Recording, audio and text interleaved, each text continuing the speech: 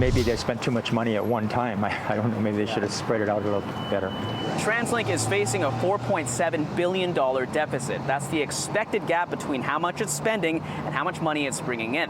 And if the Transit Authority can't close that gap in the next few years, it could lead to enormous service cuts. A report to the Lower Mainland's Mayor's Council says since TransLink isn't legislated to run deficits, if it can't fix its deficit, it could have to cut its services by up to 60%. Some transit riders at Olympic Village Station say they're worried about how that could impact their daily trips. Well, I'm kind of concerned that the prices rises or like there will be less buses, which means there will be like much problems about like transit, which I think like it could improve right now. For myself, who takes SkyTrain all the time, it's going to make a huge difference to me, and I'm sure it will be for a lot of seniors. The report says TransLink's deficit appeared at the beginning of the pandemic in 2020, where a significant drop in ridership resulted in less revenue. Financial analysis projects that TransLink will face an annual revenue shortfall of $600 million beginning in 2026.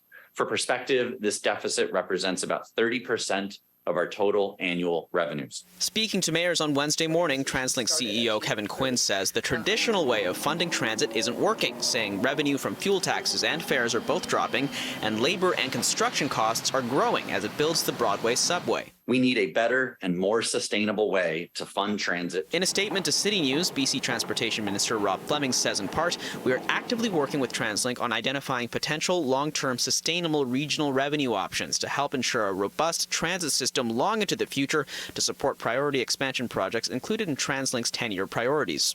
You know, it's $3.10 for an average rider now of average age, and I don't see people wanting to pay $4 to go one way or whatever.